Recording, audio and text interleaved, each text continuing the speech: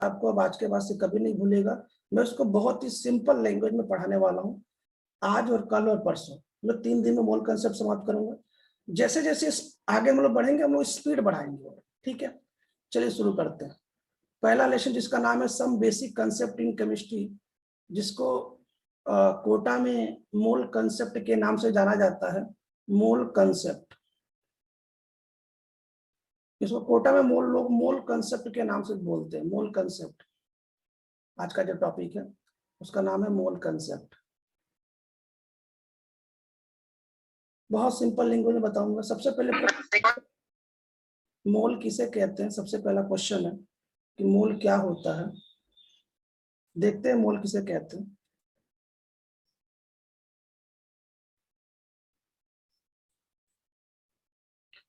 बच्चों मैं आपको बताना चाहता हूं कि मोल एक नंबर है। मोल एक नंबर, मोल एक नंबर है, नंबर है मतलब मोल एक संख्या है। सर कैसे? नंबर आप जानते हैं ना, नंबर क्या होता है? 1 2 3 4 5 6, ये नंबर। ऐसे नंबर बोलो, 10 बोलो, 11 बोलो। अब बच्चों आपको पता है कि 12 को दर्जन बोलते, क्यों? इस 12 को अगर आप कोई भी फल लेने जाएंगे, इस 12 को दर्जन बोलते हैं। इसको इंग्लिश में बोलते हैं डजन, DOZEN। तो अगर मैं आपसे क्वेश्चन अगर अच्छा मान लो कि मैं मोल नहीं पूछता आपसे, आपसे पूछता कि दर्जन क्या है, दर्जन क्या है, तो आप क्या बोलते हैं कि साहब दर्जन एक संख्या है। मैं पूछता कितना होता है, तो आप बोलेंगे सर 1 दर्जन बराबर 12 होते हैं।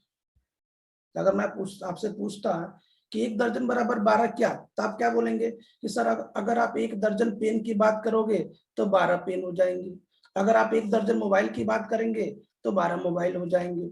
मतलब 1 दर्जन कुछ भी, 1 दर्जन कुछ भी अगर आप बात करेंगे तो 12 चीज हो जाएंगी। इसका मतलब क्या हुआ कि मतलब दर्जन जिस प्रकार एक संख्या है बच्चों, मोल भी उस प्रकार से संख्या है। लेकिन बच्चों दर्जन का मतलब होता है 12, तो मोल का भी कुछ मतलब होगा। क्या आपको मेरी बात समझ में आ रही? दर्जन और मोल दोनों में अंतर। अगर आगे देखो तो बच्चों अगर अगर मैं ऐसे ऐसे नंबर बढ़ाते जाऊं, अगर मैं ऐसे नंबर बढ़ाते जाऊं, अगर मैं ऐसे नंबर बढ़ाते जाऊं और नंबर बढ़ा के अगर मैं यहाँ पे 24 लिख दूं, 24, तो 24 को सिंपल भाषा में हमारे मैथ के लोगों ने इसको बोला 2 दर्जन, मतलब 2 डजन बोला। अच्छा ऐसा क्यों बोला गया है बच्चों? ऐसा बोलने से ना चीजों को छोटा किया जा सकता है। भाई 12 अगर किसी सामान को गिनना है तो मुंह से बोल दो 1 दर्जन। 1 दर्जन मतलब लोग समझ जाएंगे कि आपने 12 सामान लिए हैं। 2 दर्जन का मतलब आपने 24 सामान लिए, 24 आपने सामान लिए। तो चीजों को शॉर्ट करने में ना इन सब चीजों का यूज किया जाता है। बात समझ में आ रहा? अच्छा मान लो कि ऐसे अगर मैं नंबर ऐसे मान लो, ऐसे नंबर हम गिनते जाएं, मान लो ऐसे नंबर गिनते जाए, ऐसे नंबर गिनते जाए और ऐसे मैंने लिख दिया ऐसे, तो आपको अच्छे से पता है बच्चों इसको 100 बोला जाता है। अगर मैं 100 बोल दूं, 100 बोल दूं पेन, इसका मतलब समझ जाएंगे कि 100 पेन है, 100। तो इन सब बच्चों मैथ में इन सब चीजों का यूज क्यों किया जाता है? मैथ में इन सब चीजों को यूज इसलिए किया जाता है नंबर बताने के लिए, जिससे हम चीजों को आसानी से बता पाए। तो बच्चों उसी तरह हमारे पास एक शब्द है जिसका नाम है मोल। बच्चों तो सभी का काम अलग अलग होता है, सभी का काम अलग होता है। दर्जन का काम अलग होता है, 100 का काम अलग होता है। वैसे बच्चों मोल का भी काम अलग होता है। बच्चों अगर मैं 10⁻³ लिख दूं, 10⁻³ मतलब 3 जीरो लिख दूं, तो आपको अच्छे से पता है इसको 1000 बोलते हैं। और अगर मैं 10⁻⁴ लिख दूं तो इसको लाख बोलते हैं। ऐसे बच्चों अगर मैं ऐसे चलता जाऊं, ऐसे चलता जाऊं, ऐसे चलता जाऊं बच्चों, और अगर मैं वास्तव में 10⁻23 लिख दूं और इसके आगे 6.023 लिख दूं, तो बच्चों इसी को 1 मोल कहते हैं। इसी को बोलते हैं 1 मोल। आप समझ गए ना 1 मोल का मतलब क्या हुआ? बच्चों मोल मतलब होता है संख्या। जैसे दर्जन मतलब 12 होता है, 2 दर्जन मतलब 24,000 मतलब 100, सॉरी 100, 100 मतलब 100, 1000 मतलब 1000, 1 लाख का मतलब ऐसे होता है। वैसे बच्चों एक मोल का मतलब होता है 6.023 इंटू 10⁻23। अगर मैं ऐसे लिख दूं, अगर मैं आपसे लिख दूं कि एक मोल बराबर क्या होता है, एक मोल बराबर, तो आप बोलेंगे सर एक मोल बराबर 6.023 इंटू 10⁻23 होता है। ठीक है, अभी हम थोड़ा सा शुरुआत में केवल कंसेप्ट स्ट्रॉन्ग कर रहे हैं, आप इतनी स्क्रीनशॉट लीजिए ताकि हम लोग आगे पढ़े।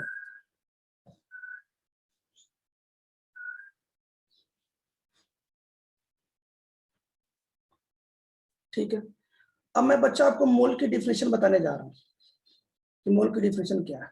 इसको हटा रहा हूँ, तो आप तो समझ में आ गया ना कि मोल एक नंबर है, मोल बराबर 6.023 इंटू 10⁻23 होता है। अब जरा देखिए मोल का मतलब क्या है बच्चों। अगर मैं पूछूं दर्जन किसके लिए यूज होगा, तब क्या बोलेंगे सर दर्जन मार्केट में फल खरीदने के लिए यूज होता है ना। मैं बोलूं कि अगर 100 होने किसको यूज होता है, बोलेंगे सर थोड़ा सा और ज्यादा सामान खरीदने के लिए यूज होता है। तो ऐसे मोल का भी मतलब होगा ना, मोल का, मोल को मार्केट में कब यूज करेंगे, मोल से क्या खरीदा जाता है, तो उसके लिए भी जरा देखिए ध्यान से, ध्यान से सुनिए बच्चों। तो आपको दो स्पेलिंग में बताता हूँ, एक होता है माइक्रो और एक होता है मैक्रो। दोनों में क्या अंतर होता है? माइक्रो मतलब बहुत छोटा और मैक्रो मतलब बहुत बड़ा। इसका मतलब होता है बहुत स्मॉल साइज का, और इसका मतलब बहुत बड़ा।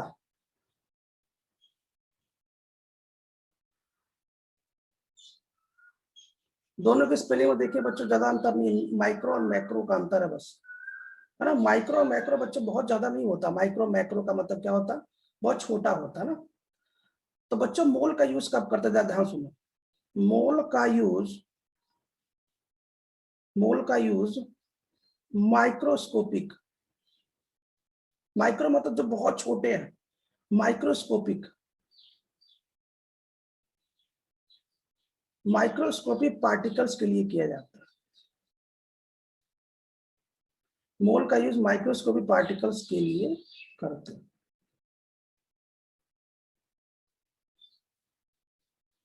अब आपके मन में आएगा सर माइक्रोस्कोपिक पार्टिकल्स, तो मैंने क्या बोला, ऐसे पार्टिकल्स जो बहुत ही छोटे हो, बहुत ही छोटे मतलब जिनको आप आंख से नहीं देख पाएंगे।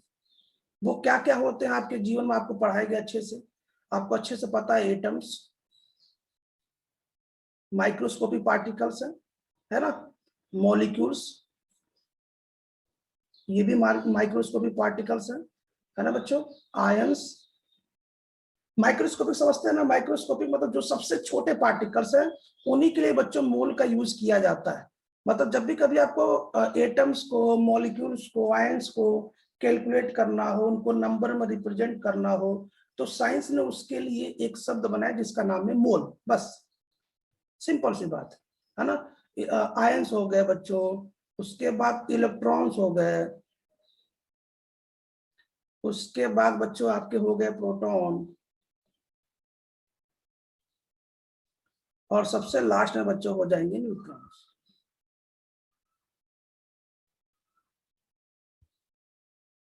तो बच्चों एक बात तो समझ में आ गया कि मोल क्या है साहब, मोल एक संख्या है। मोल का यूज कब करते हैं, तो माइक्रोस्कोपिक पार्टिकल्स के लिए करते हैं। माइक्रोस्कोपिक पार्टिकल मतलब जो सबसे छोटे हैं, जिनको हम आंख से नहीं देख सकते। कौन कौन से हैं, एटम्स है, मॉलिक्यूल्स है, आयंस है, इलेक्ट्रॉन्स है, प्रोटॉन्स है, न्यूट्रॉन्स। बच्चों इन सभी पे न्यूमेरिकल में अभी अभी कराने वाला हूँ, इन सभी पे न्यूमेरिकल की प्रैक्टिस जस्ट हम करने वाले हैं।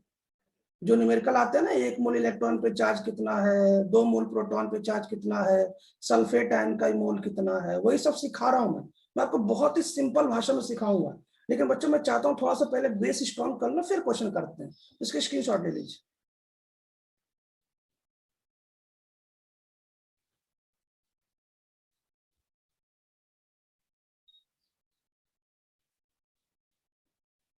ठीक है, आगे देखते हैं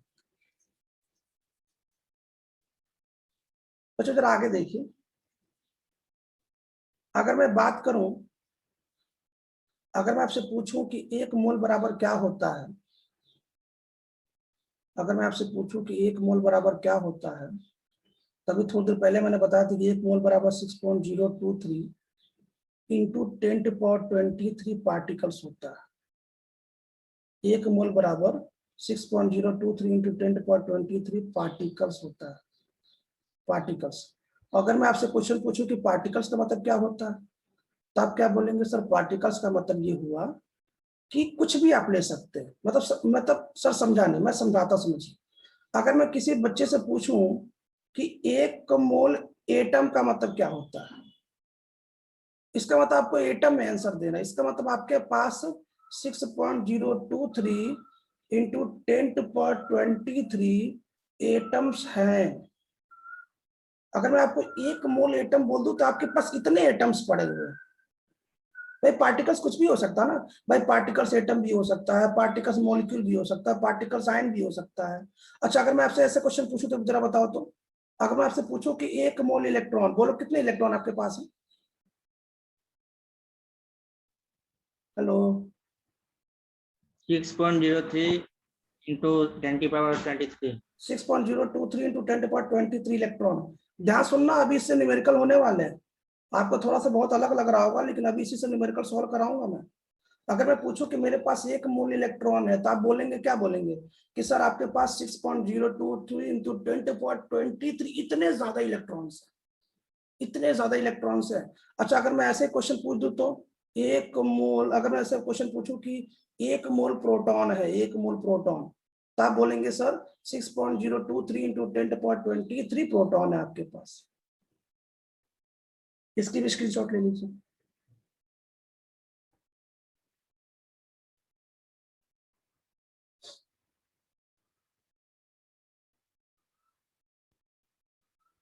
ठीक है, इसको हटाते हैं।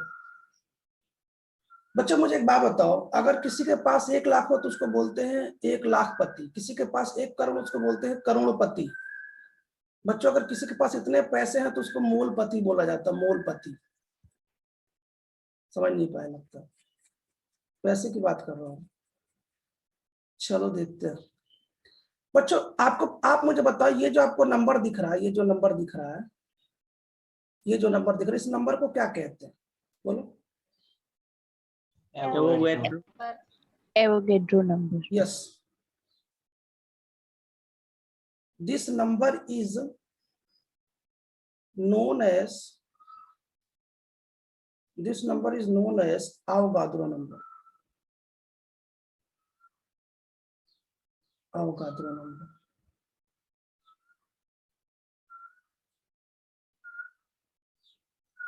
सिंपल सी बात है। और उसको रिप्रेजेंट कैसे करता है आपको पता ना? नंबर को कैपिटल लिखा जाता है और अवगाद्रो को ऐसे लिखा जाता है, Na। तो बच्चों अगर मैं Na लिखूं या 1 मोल लिखूं या 6.023 इंटू 23 लिखूं तो सब बात बराबर होगा, ये बात ध्यान रखिएगा। इसकी एक फोटो ले लीजिए जल्दी से, फास्ट फास्ट, समय नहीं है भाई।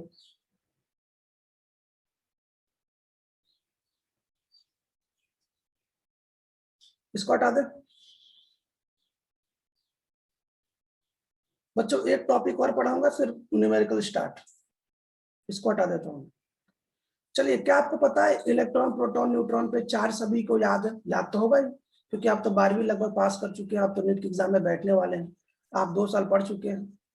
जरा मेरी बात जरा एक बार लिखता हूं मैं, क्योंकि सबसे पहला क्वेश्चन बच्चों इसी पे हम लोग करने वाले हैं। Fundamental fundamental particles, fundamental particles, fundamental particles of atom. Atom के फंडामेंटल पार्टिकल कौन कौन से होते हैं? पार्टिकल, फंडामेंटल पार्टिकल समझते हैं ना? जरा मुझे बता दो कौन कौन से होते हैं जिससे एटम मिलकर बनता है। एटम किससे मिलकर बनता है? Proton, neutron. प्रोटॉन और neutron. Yes, electron, electron, proton और बच्चों न्यूट्रॉन। अच्छा, जब आपने करीब हमसे करीब 2 साल पहले आपने जब पढ़ा था, तो मैंने इसको अलग तरीके से पढ़ाया था, मोल कंसेप्ट को। मैं इस बार कुछ अलग तरीके से पढ़ा रहा हूँ, क्योंकि थोड़ा सा मैंने परिवर्तन किया सिंपल चीजों को बढ़ाने के लिए। और ये इसलिए ऐसा हो पाया बच्चों कि हमारे सामने जो बच्चे रहते हैं वो गुजराती मीडियम के रहते हैं, इसलिए मैंने चीजों को और सिंपल भाषा में कन्वर्ट किया। आपको पिछली बार आपने जो भी पढ़ा होगा आपको उससे थोड़ा सा ये बहुत आसान मूल कंसेप्ट लगेगा, मैं इसकी गारंटी दे रहा हूँ। वो भी आसान था ये, लेकिन ये और आसान लगेगा। चलिए मुझे बता दीजिए करके, इलेक्ट्रॉन पे मास कितना होता है? 9.1 × 10⁻31 10⁻31 kg। मैं केजी में लिख रहा हूँ ना। चलिए आप मुझे बता दीजिए कि इलेक्ट्रॉन पे 1.67 into 10⁻⁻27 -27 kg। क्या बात है, बहुत बढ़िया। अच्छा बच्चों इसको न्यूमेरिकल में यूज करेंगे इसलिए मैं लिखा रहा हूँ, ये बात ध्यान रखिएगा। न्यूट्रॉन पे बता दीजिए 1.67 into 10⁻⁻27 kg। और ऐसा कहा जाता है कि प्रोटॉन और न्यूट्रॉन लगभग बराबर होते हैं। चलिए अच्छी बात है। चलिए चार्ज के बारे में बता दीजिए। 1.6 into 10⁻²। तो बच्चों मैं बताना चाहता हूं कि दोनों इलेक्ट्रॉन और प्रोटॉन दोनों पे चार्ज सेम होता है, बस उसका उसका जो नेचर है वो डिफरेंट होता है। इलेक्ट्रॉन पे चार्ज होता है माइनस और प्रोटॉन पे चार्ज होता है प्लस। बाकी इसका जो मैग्नीट्यूड है ना 1.6 into 10⁻⁻, ये बच्चों सेम ही होता है। और न्यूट्रॉन पे चार्ज तो आप जानते ही 0 होता है। अब हमारा एक क्वेश्चन है, क्वेश्चन का आंसर बताइएगा जब पूछ रहा हूं ना। क्वेश्चन ये है कि बच्चों प्रोटॉन और न्यूट्रॉन में वास्तव में, अच्छा पहले मुझे बताओ इलेक्ट्रॉन प्रोटॉन न्यूट्रॉन में सबसे हल्का कौन है? इलेक्ट्रॉन। इलेक्ट्रॉन सबसे हल्का है, ठीक है, बहुत अच्छी बात है। एक और क्वेश्चन, प्रोटॉन और न्यूट्रॉन में वास्तव में दोनों में से भारी कौन होता है? न्यूट्रॉन। न्यूट्रॉन होता है, बहुत बढ़िया बच्चों। मैं बताना चाहता हूं कि न्यूट्रॉन ना, ये बात ध्यान रखिएगा, न्यूट्रॉन जो होता है ना बच्चों, न्यूट्रॉन जो होता है वो स्लाइटली मतलब थोड़ा सा, स्लाइटली क्या लिखा है,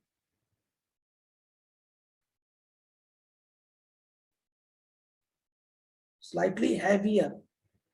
स्लाइटली मतलब समझते हैं ना, थोड़ा सा भारी है, slightly heavier than proton. Sir ये कौन सी बात हुई? तो मैं बताना चाहता हूं कि आप क्या करिएगा ना, न्यूट्रॉन पे पहले जो मास वो चेक करिए, जानते कितना आएगा? 1.672327 ऐसे करके आएगा। और जब प्रोटॉन पे चेक करेंगे ना तो 1.60 समथिंग आएगा। तो थोड़ा सा भारी आपको दिखेगा न्यूट्रॉन। बच्चों ये नीचे वाला इंपॉर्टेंट है, इसलिए मैं इसको लिखा दिया कि अगर आपसे कोई क्वेश्चन पूछे कि बताओ न्यूट्रॉन और प्रोटॉन में वास्तव में कौन भारी है, तो आप कहेंगे सर न्यूट्रॉन भारी है। ये बात ध्यान रखिएगा, बाकी दोनों इक्वल होता है ऐसे मान के चलेंगे। स्क्रीनशॉट लीजिए, क्वेश्चन स्टार्ट करते हैं। पहला न्यूमेरिकल आपके सामने मैं सिखाऊंगा, उसके बाद आपको सॉल्व करना, जल्दी से।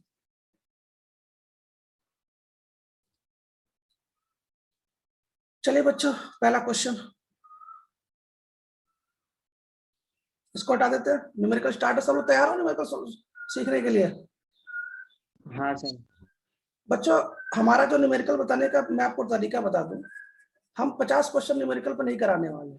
हम क्या करेंगे ना, आपको सभी पे ऐसे क्वेश्चन की प्रैक्टिस कराएंगे ना कि विश्वास मानिए आप क्वेश्चन जाके करके देखिएगा आपसे हो जाएगा। मैं आपको पैटर्न सिखाऊंगा, क्योंकि बच्चों इतने क्वेश्चन की प्रैक्टिस हम लोग कर पाना पॉसिबल नहीं। तो मैं आपको पैटर्न सिखा देता हूँ। पैटर्न मतलब इलेक्ट्रॉन प्रोटॉन न्यूट्रॉन पे कैसे क्वेश्चन आता है। पैटर्न सीख लो, जो मन करो क्वेश्चन सॉल्व करो। जैसा लोग ध्यान सुनिएगा, पहला question, question number 1। Question number 1 है, बहुत फेमस क्वेश्चन है ये। Calculate charge on 1 mole of electron. बच्चों हम सीखेंगे, हमें याद है इससे मतलब नहीं है। क्यों? क्योंकि इलेक्ट्रोकेमिस्ट्री में भी इसको याद कराया जाता है। मतलब इलेक्ट्रोकेमिस्ट्री में आपको पता है ना, 1 मोल इलेक्ट्रॉन पे चार्ज आपको बताया जाता है, लेकिन आज हम सीखेंगे, याद रखिए, ठीक है। एक बार सब लोग क्वेश्चन देख लीजिए। क्वेश्चन क्या है, एक बार क्वेश्चन बताइए मुझे क्या है कि 1 मोल इलेक्ट्रॉन पे कितना चार्ज होता है। क्वेश्चन समझ में आ गया? क्वेश्चन समझ में आ रहा ना? तो जरा मैं आपसे क्वेश्चन पूछ रहा हूँ, सबसे पहले मैं धीरज से पूछ रहा हूँ। धीरज, अभी मैंने थोड़ी देर पहले बताया, मुझे बताओ, अभी थोड़ी देर पहले मैंने बताया कि हम एक इलेक्ट्रॉन पे कितने, एक इलेक्ट्रॉन पे, तो मुझे बताओ एक इलेक्ट्रॉन पे चार्ज कितना होता है? -1.6 into 10⁻⁻19। अच्छा, एक बात और मैं बता दूं कि इलेक्ट्रॉन प्रोटॉन का जो चार्ज है ना, वो दोनों सेम होता है, मैग्नीट्यूड सेम होते हैं, बस चार्ज अलग अलग होता है। तो जब हम मैथ के लिए सॉल्व करेंगे ना, तो हम मैग्नीट्यूड लेके सॉल्व करेंगे। तो एक इलेक्ट्रॉन का जो चार्ज है, एक इलेक्ट्रॉन का जो चार्ज होता है, अभी थोड़ी देर पहले मैंने सिखाया, एक इलेक्ट्रॉन का जो चार्ज होता है, बच्चों मैं आपको बहुत सिंपल भाषा में सिखा रहा हूँ कि सर 1.6 इंटू 10⁻⁻, ऐसे 19 लिख दो, ऐसे कूलाम लिख दो। मैंने कितना बोला, मैंने कितना इलेक्ट्रॉन के लिए बोला? एक इलेक्ट्रॉन के लिए, जो आप बचपन से जानते हैं। अच्छा जरा मुझे बता दो निशार पटेल, अगर मैं 2 इलेक्ट्रॉन के लिए पूछूंगा तो कितने हो जाएंगे? अगर मैं 2 इलेक्ट्रॉन का चार्ज पूछूंगा तो बोलो। उससे मल्टीप्लाई कर देने। उससे मल्टीप्लाई करेंगे। बच्चों जब भी कभी आपको ज्यादा के लिए कोई चीज पूछे ना, याद रखो, एक बार फिर लिख देता हूँ। देखो, जब भी आप कभी कोई भी चीज ज्यादा की तरफ जाए, ज्यादा की तरफ, मुझे बताओ क्या हम 1 से 2 की तरफ जा रहे हैं? तो बच्चों याद रखो, हमेशा मल्टीप्लाई किया जाता है, बस सिंपल सा मैथ है यार। जब भी आप ज्यादा की तरफ जाए ना, हमेशा मल्टीप्लाई करें, और जब भी कम की तरफ जाए, मतलब ऊपर अगर 2 होता, नीचे 1 होता, तो डिवाइड करते, है ना। चलो ठीक है, मुझे बताओ अगर 3 इलेक्ट्रॉन पे चार्ज पूछता तो? 3 से मल्टीप्लाई कर। 3 से मल्टीप्लाई करते। लेकिन बच्चों हमसे कितना पूछा ये बताओ? 1 मोल। 1 मोल। तो बच्चों मुझे एक बात बता दो, मैं पहले आपसे एक क्वेश्चन पूछ लेता हूँ साइड में। बच्चों 1 मोल इलेक्ट्रॉन का मतलब क्या होता है? पहले 1 मोल इलेक्ट्रॉन का मतलब बता दो। 6.02310⁻⁻। क्या इतने इलेक्ट्रॉन होते हैं? अभी थोड़ी देर पहले मैंने सीखा, सही है। अच्छा अगर मैं आपसे बोलता 1 दर्जन इलेक्ट्रॉन, तब क्या बोलते हैं सर?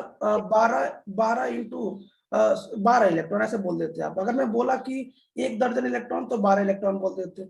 लेकिन अगर मैं आपसे बोला कि 1 मोल इलेक्ट्रॉन बोलो, तब बोलेंगे सर इतना इलेक्ट्रॉन। अभी थोड़ी देर पहले हमने आपको बताया 1 मोल में इतने इलेक्ट्रॉन होते हैं भाई, 1 मोल में इतने प्रोटॉन। तो मुझे एक बात बता बच्चों, 1 इलेक्ट्रॉन पे चार्ज इतना, 2 इलेक्ट्रॉन पे चार्ज 2 से मल्टीप्लाई करते हैं, 3 इलेक्ट्रॉन पे चार्ज 3 से मल्टीप्लाई करते हैं। तो बच्चों यही तो क्वेश्चन हमसे पूछा है 623 इंटू 10⁻23 कि यदि आपके पास इतने इलेक्ट्रॉन हो तो कितना चार्ज होगा। तो लो देखो, इतने इलेक्ट्रॉन पे चार्ज कैलकुलेट कर लो। कैसे कैलकुलेट करो बताओ? मल्टीप्लाई कर देगा 6.023 इंटू 10⁻23, और चार्ज कितना है 1.6 इंटू 10⁻⁻19। ये हो गया आंसर। कितना सिंपल है, देख रहा हूँ।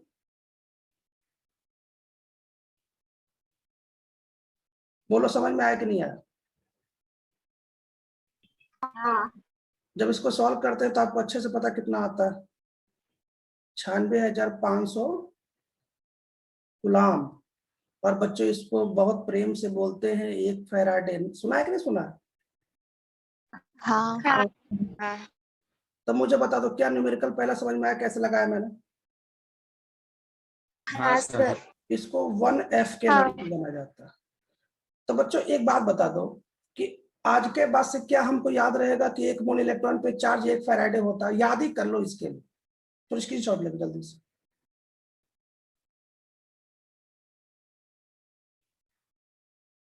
स्क्रीनशॉट ले लिया ना? कोई दिक्कत तो नहीं है ना भाई साहब? बोलो कुछ, आना बोलो। नहीं सर। ठीक है। अब बच्चों क्वेश्चन नंबर 2 मुझे बता दो, अगर मैं यहाँ से पूछ देता कि हाफ मोल इलेक्ट्रॉन पे कितना चार्ज होता, कितना आंसर आता? अच्छा Faraday. Half Faraday. Half Faraday आ जाता, ठीक है, हाफ फेराडे आ जाता। ओके, मैं इसको हटाता हूँ। तो बच्चों मुझे एक बात बताओ, एक बात तो समझ में आ गया ना कि कितना सिंपल न्यूमेरिकल होता है? कैसे न्यूमेरिकल सॉल्व करेंगे आपको समझ गया ना? कुछ नहीं करना, बस आपको सिंपल जो आपने छोटे क्लासों में जो पढ़ा है ना, बस उसी का अप्लाई करना है, बहुत नॉर्मल तरीका है। देखो मैंने कोई बहुत अलग से तरीका यूज नहीं किया, जो आप बचपन में मैथ आपने जो पढ़ा था हमने वही तरीका यूज किया है। चलो बच्चों जरा एक बार हमें फिर बता दो, अगर मैं आपसे कभी पूछ दूं कि बच्चों 1 मोल इलेक्ट्रॉन पे चार्ज कितना होता है, 1 मोल इलेक्ट्रॉन पे चार्ज की बात कर रहा हूं, और मैं आपसे बोलना चाहता हूं कि आज के पास याद रखिएगा, वैसे न्यूमेरिकल लगाना तो आपको याद हो ही गया कैसे लगाते हैं।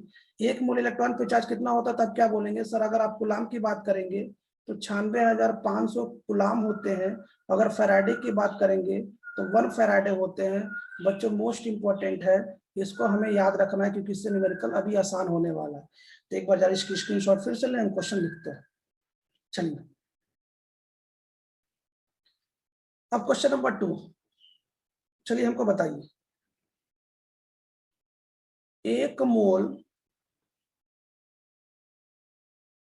मोल प्रोटॉन का चार्ज बोलो कितना होगा? 1 फेराडे। 1 फैराडे।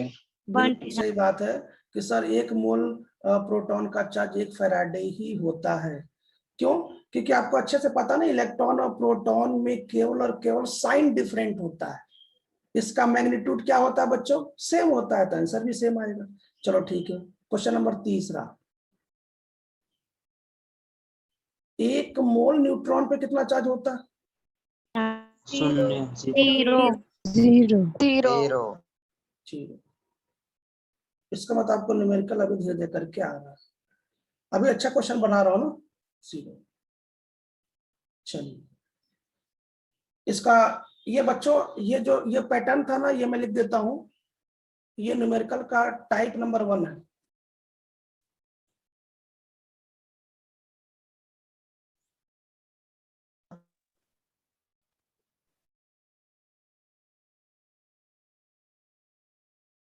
बच्चों ये केस टाइप नंबर 1 टाइप का न्यूमेरिकल है।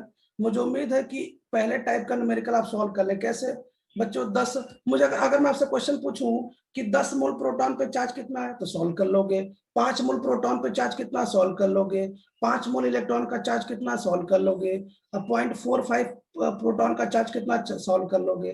मतलब केस नंबर 1 पहले टाइप का न्यूमेरिकल मैंने आपको सॉल्व करा दिया, स्क्रीनशॉट ले लीजिए। बच्चों इलेक्ट्रॉन प्रोटॉन पे मैंने क्वेश्चन सॉल्व करा दिया, मैं आयन पे क्वेश्चन सॉल्व कराने वाला, आयन पे।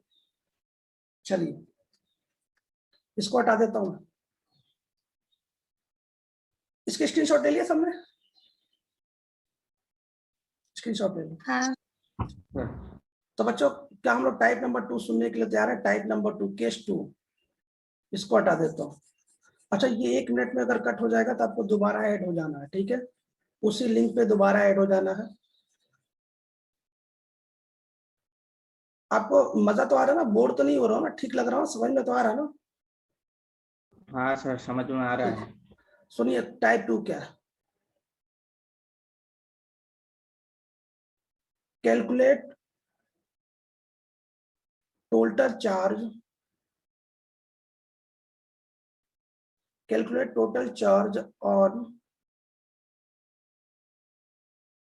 1 mole of lithium plus ion. इसका मतलब ये बच्चों में आयन पे क्वेश्चन सॉल्व करा रहा हूं, तो एक मैं बताऊंगा, बाकी आप मुझे सहायता करेंगे। देखो मैं फिर कह रहा हूं कि मैं एक एक पैटर्न की क्वेश्चन की प्रैक्टिस कराऊंगा, बाकी क्वेश्चन की प्रैक्टिस आप मुझे बताएंगे, ठीक है। क्वेश्चन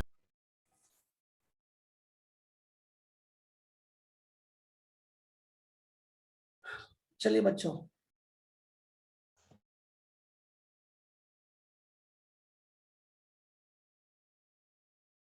क्या देखते हैं, ठीक है, ओके। तो ध्यान सुनिए बच्चों सब लोग। तो मेरा क्वेश्चन क्या है कि 1 मोल आपके पास लिथियम प्लस आयन है, उस पर टोटल चार्ज कितना होगा। देखो बच्चों इसको मैं निकालने का सबसे सिंपल तरीका सिखाता हूँ, एकदम ध्यान से सुनना। मतलब इतना सिंपल तरीका सिखाऊंगा आपको कि एकदम बिल्कुल शुद्ध, जो आप 9th और 10th में पढ़ते तो वही तरीका सिखाऊंगा। तो सबसे पहले मुझे बताइए लिथियम कैसे बना होगा, लिथियम आयन में ये लिथियम है, इस बेचारे ने 1 इलेक्ट्रॉन लॉस किया होगा बच्चों, तभी तो ये लिथियम प्लस बना होगा, मुझे बता दो। हाँ। हाँ सर। तो मुझे एक बात बता दो क्या ये लिथियम का एक एटम है? लिथियम का एक एटम, लिथियम का एक एटम है कि नहीं? तो मैं इसको पढ़ रहा हूं, मैं इसको पढ़ रहा हूं अपनी भाषा में, जरा मुझे बताइएगा अगर कहीं दिक्कत होगी तो। मैं इसको क्या पढ़ रहा हूं, देखो। लिथियम का एक एटम, लिथियम का एक एटम यदि एक इलेक्ट्रॉन लॉस करेगा तो मुझे बताइए, तभी तो Li+ बनेगा। कुछ हाँ ना बोल दो। हाँ सर। हाँ। ठीक है, अब मुझे एक क्वेश्चन का और जवाब दो। अगर लिथियम का दो एटम ऐसा करेगा तो क्या बनेगा? lithium +2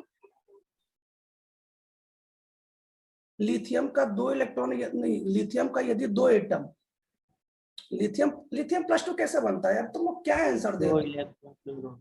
अच्छा, दोनों लिथियम में से एक इलेक्ट्रॉन। एक मिनट मैं तीर्थ से पूछ लेता हूँ। तीर्थ 12 साइंस बी, ये बताओ लिथियम +2 कैसे बनता है? मैंने नहीं बोला सर। अरे नहीं बोला, लेकिन तू लिथियम आंसर तो बता। लिथियम पर +2 थोड़ी बनेगा। दो इलेक्ट्रॉन को एनर्जी देके तभी हाँ, बनता है ना लिथियम। मान लो बनाना है, थोड़ी ये बनता छोड़ो। मेरी बात सुनो, लिथियम +2 कैसे बनेगा? एक एग्जांपल मान लेता हूँ किसी दूसरे को समझाने के लिए। आपके पास एक लिथियम एटम है, एक एटम देख लो आंख खोल के, एक एटम है, एक एटम। और यदि आप इसमें से दो इलेक्ट्रॉन निकाल दोगे ना, दो इलेक्ट्रॉन, एक बात कह रहा हूं, तब जाके लिथियम +2 बनता है, तब लिथियम +2 बनता है। आप मेरी बात को समझिए बच्चों, हम केवल अभी अभी एक ही इलेक्ट्रॉन निकाल रहे हैं, हम दो इलेक्ट्रॉन नहीं निकाल रहे हैं। समझ नहीं पा रहे हो यार? हेलो। समझ गए। तो बच्चों अब हम लिथियम का दो एटम ले रहे हैं, तो बच्चों लिथियम का दो एटम कितने इलेक्ट्रॉन लॉस करेगा मुझे बता दो? 2 इलेक्ट्रॉन। दो इलेक्ट्रॉन लॉस करेगा। बोलो, कोई तकलीफ तो नहीं है ना? नहीं सर। बच्चों अभी भी Li+ ही बन रहा है, देख लो। हम एक एटम लिए तो एक इलेक्ट्रॉन लॉस करेगा, दो एटम लेंगे दो इलेक्ट्रॉन लॉस करेगा, तीन एटम लेंगे तीन इलेक्ट्रॉन लॉस करेगा। लेकिन बच्चों यदि मैं एक मोल ले लूं तो, एक मोल एटम ले लूं तो 1 मोल इलेक्ट्रॉन। तो क्या ये एक मोल इलेक्ट्रॉन लॉस करेगा? हाँ सर। एक मोल इलेक्ट्रॉन लॉस करेगा, एक मोल इलेक्ट्रॉन लॉस करेगा। तो बच्चों क्या क्वेश्चन यही पूछ रहा है क्या? देखो कि Li+ आयन बनाने के लिए टोटल एक मोल पे कितना चार्ज होगा, बताओ। तो मुझे एक क्वेश्चन बता दो, अगर मैं आपसे क्वेश्चन पूछूं, चार्ज, देखो मैं क्वेश्चन पूछ रहा हूं, ऊपर वाला जो क्वेश्चन पूछ रहा है, चार्ज ऑन 1 मोल इलेक्ट्रॉन, एक मोल इलेक्ट्रॉन पर चार्ज कितना होता है? फैराडे। एक फेराडे होता है। तो क्या आपको समझ में आ गया आंसर कितना आएगा? हाँ सर। कितना आंसर आने वाला है? एक फेराडे मतलब अच्छा, मैं आपको एक फॉर्मूला भी बता देता हूँ, सुनो एक फॉर्मूला सुन लो, डायरेक्ट शॉर्टकट का। देखो बच्चों फॉर्मूला क्या है, वैसे आपको इतना कैलकुलेट करने की जरूरत नहीं, फॉर्मूला सुनो। जब भी कभी आपको टोटल चार्ज निकालना हो ना, टोटल चार्ज, जब भी कभी टोटल चार्ज निकालना हो, किसमें? फेराडे की बात कर रहा हूं। टोटल चार्ज इन फेराडे निकालना हो, तब पता क्या करो, आप कुछ ना करो, आप क्या करो, पहले लिखो number of moles. Number of moles लिख लो। यहाँ पे कितने मोल्स की बात हो रही है? एक मोल्स की बात हो रही है। और बच्चों क्या करो ना, उसमें ना 4 से मल्टीप्लाई कर दो। चार्ज ऑन आयन, आयन पे कितना चार्ज है बताओ? लिथियम पे कितना चार्ज है? एक ही तो +1। चार्ज है ना। तो आप समझ गए ना फॉर्मूला क्या होगा? आप देखो, मैं भविष्य की बात कर रहा हूँ। भविष्य में जब भी कभी आपको कोई क्वेश्चन आ जाए बच्चों, तो जितना मोल पूछ रहा है उतना मोल लिख दो, और उस पर जितने चार्ज है, अगर मान लो कैल्शियम +2 है तो 2 चार्ज है, सल्फेट है तो 2 चार्ज है, फॉस्फेट है तो 3 चार्ज है, उससे मल्टीप्लाई कर दो। सिंपल से ये फॉर्मूला देख लो। ये फॉर्मूला मैंने बच्चों इसी से बनाया, देख लो। ये आंसर एक आ रहा है ना, एक कैसे आ रहा है? कितने मोल है? एक है।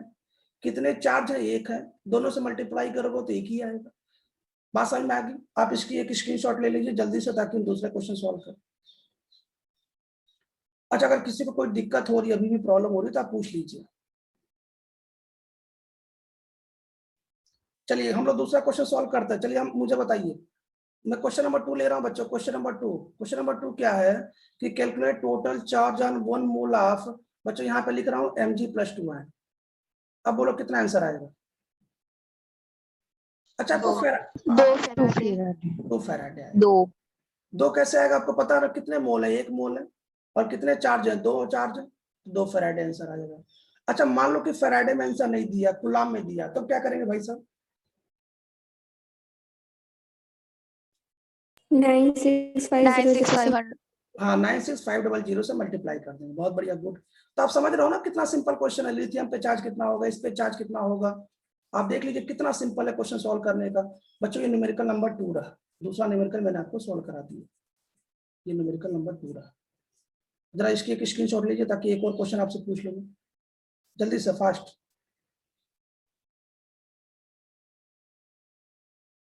ले लिया? हाँ। ठीक है। अब मुझे एक क्वेश्चन का आप जवाब दीजिए। मान लीजिए कि बच्चों में अगर मैं ये लिख देता, ये क्वेश्चन, कि अगर मैं यहाँ पे 2 लिख देता, तो 2 मोल Mg+2 में कितना होगा?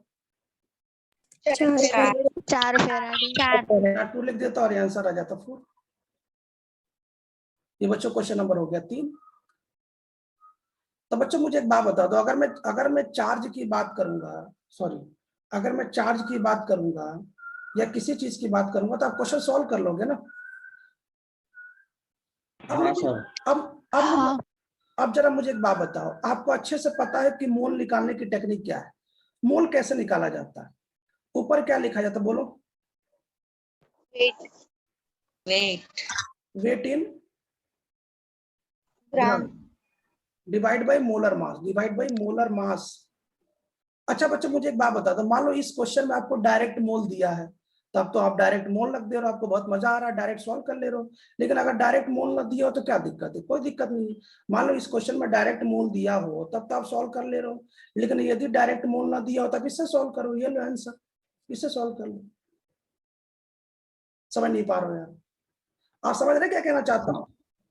चलिए एक क्वेश्चन और, अभी एक क्वेश्चन देता हूँ। मुझे एक क्वेश्चन बताइए, एक क्वेश्चन और, अभी समझ में आ जाए। मुझे बताइए क्वेश्चन, ध्यान सुनिएगा। कैलकुलेट चार्ज ऑन, बच्चों 230 ग्राम 230 gram of sodium plus ion. चलो बताओ, आंसर बता दो, कौन बताएगा? तो सबसे पहले तो मोल बताओ, मोल कैसे निकालें जी? कौन बताएगा? तीर्थ, कैसे मोल निकालेंगे?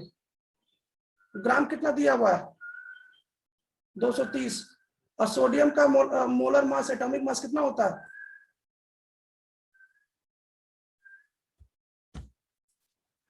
सोडियम कितना होता है? हेलो,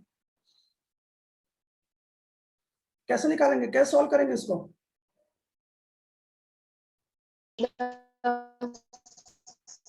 क्या आएगा? हाँ, सोडियम का पहले मोल निकाल लेंगे ना, तो सोडियम का मोलर मास से डिवाइड तो करना पड़ेगा ना साहब। सोडियम का मोलर मास कितना होता है? 23 होता है, तो कितने मोल आ गए? 10। अब बोलो चार्ज कैसे निकालेंगे? चार्ज कितना आएगा? 10 फैराडे। हाँ, टोटल मोल इनटू उस पे चार्ज, मतलब 10 फैराडे।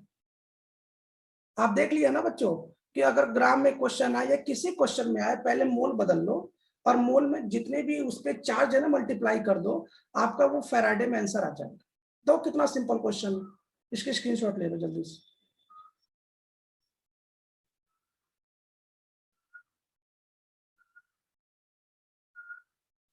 स्क्रीनशॉट ले लिया सबने? हाँ सर। तो मुझे एक बात बता दो, क्या सभी को मोल समझ में आ गया? मतलब कुछ लगा easy? मतलब आज मैंने वैसे नॉर्मली बताया, लेकिन बच्चे मैं बताना चाहता हूँ कि जब आप कभी नीट और बाकी सभी पेपर का रिवीजन करेंगे ना, तो देखिएगा ये फुटकर क्वेश्चन आपके सामने देगा, 2 मोल पे चार्ज कितना होगा, 4 पे कितना होगा, सल्फेट पे कितना होगा, इस पे कितना होगा। और क्या ना बच्चा इससे बार बार डर जाता है। तो मुझे उम्मीद है कि आपको ये बहुत आसान लगा होगा। बच्चों इसके बाद की जो कहानी है ना हम लोग कल पढ़ेंगे, और आपने स्क्रीनशॉट भी ले लिया होगा। कल हम लोग थोड़ा सा टाइम ज्यादा पढ़ाएंगे और परसों हमारा मूल कंसेप्ट समाप्त होगा, और इसके बाद हम शुरू करेंगे लेसन नंबर 2 जिसका नाम है एटॉमिक स्ट्रक्चर। और बच्चों ये पढ़ाने के बाद मैं आपको पिछले साल का जो भी नीट में क्वेश्चन आया हुआ है वो मैं आपको दे दूंगा, गुजराती लैंग्वेज में दूंगा, आप चिंता ना करें, आप उसको सॉल्व कर लीजिएगा ताकि हम लोग साथ साथ में क्वेश्चन की प्रैक्टिस करते रहें। ठीक है, तो सभी को गुड इवनिंग। मुझे उम्मीद है कि आपको मूल कंसेप्ट बहुत मजा आएगा। कल की क्लास का इंतजार करिए और कल मिलते हैं। ठीक है।